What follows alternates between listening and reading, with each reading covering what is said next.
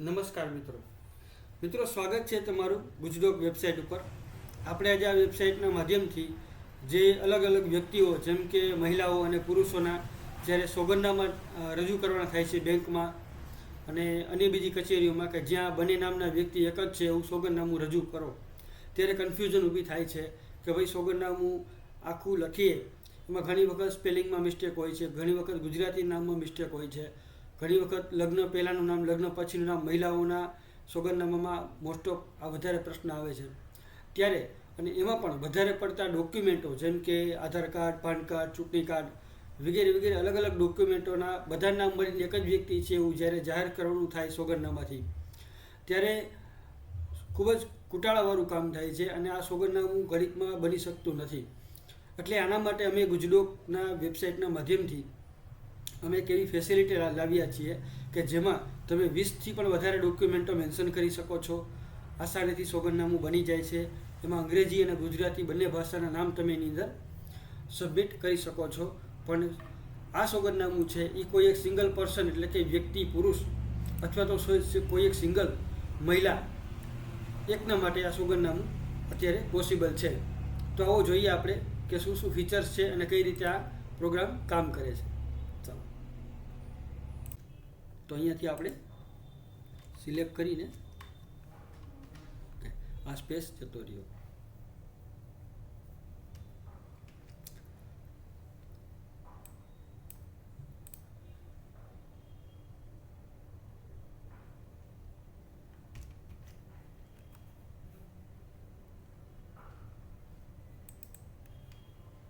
હવે જોઈ શકાય છે નામ।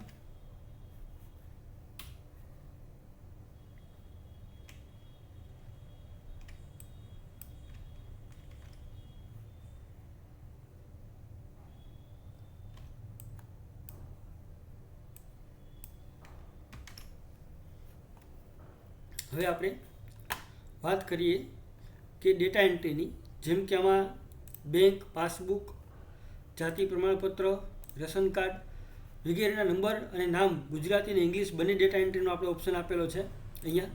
અને ખાસ કરીને એક વિશેષ કે અહીંથી પ્લસ ડોક્યુમેન્ટ કરીને કોઈ પણ વધારાના ડોક્યુમેન્ટ પર તમે એડ કરી શકો છો, plus plus plus plus okay. અને વિશેષ કે આપણે જે ડેટા એન્ટ્રી કરેલી છે જેમ કે ધર્મ, હિન્દુ, નામ, જ્ઞાતિ તમામ વસ્તુ અહીં આપણે પુરુષોનું ખાસ તો બનાવેલું છે। એટલે હવે આપણે જોઈશું કે આપણે કઈ રીતે ડોક્યુમેન્ટ જનરેટ થાય છે। જેમ કે પૂર્વ અવલોકન ઉપર બટન દબાવો એટલે પ્રિવ્યૂ આવશે। તો મિત્રો જોઈ શકાય છે અહીંયા કે તમામ નામની અંદર તમામ નામ અહીં ડિસ્પ્લે થાય છે, જેમાં કોઈ પણ એક નામ એકથી વધુ વખત જો સેમ ટુ સેમ હશે તો અહીં ડિસ્પ્લે થશે નહીં, માત્ર ને માત્ર જે કોમન નામ છે એ જ અહીં ડિસ્પ્લે થશે। એનું ખાસ ધ્યાન રાખવું કે આપણે જે બનાવીએ છીએ એ એક સ્પેસિફિક ડોક્યુમેન્ટ કે જે આપણે જોઈ છે એ જ ડોક્યુમેન્ટ અહીંયા તૈયાર થાય છે। એમાં વધારાની કોઈ વસ્તુનો સમાવેશ થતો નથી, માત્ર ને માત્ર નામ અને ડોક્યુમેન્ટ વાઇઝ નામ અને અલગ અલગ નામના વ્યક્તિ એક જ છે એવું જાહેર કરવા માટે આ સોગંદનામું અહીંયા તૈયાર થાય છે। અને અહીંયાથી આપણે જેમ કે સ્ટેમ્પના નંબર ન લખવા હોય તો આપણે સ્ટેમ્પના નંબર અહીંથી ડિલીટ કરી નાખવા તો સ્ટેમ્પના નંબર નહીં આવે।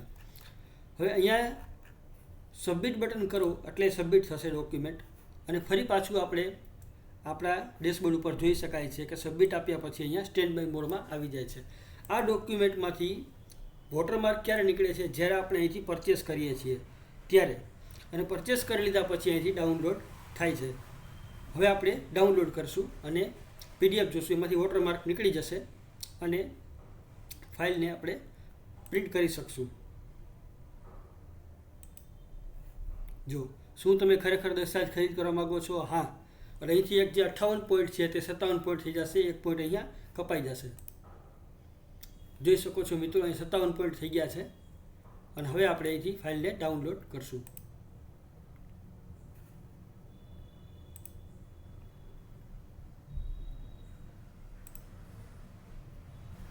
જોઈ શકો છો મિત્રો કે અહીંયા આપણે ફાઇલને ડાઉનલોડ કરી લીધી છે અને વોટરમાર્ક નીકળી ગયો છે। અને અહીંયા સ્પષ્ટ રીતે જોઈ શકાય છે કે અંગ્રેજી અને ગુજરાતી નામ બંને નામનું સ્પેસિફિક વર્ણન થઈ ગયેલું છે અને બંને નામના વ્યક્તિ એક જ છે એવું પણ જાહેર થઈ ગયેલું છે.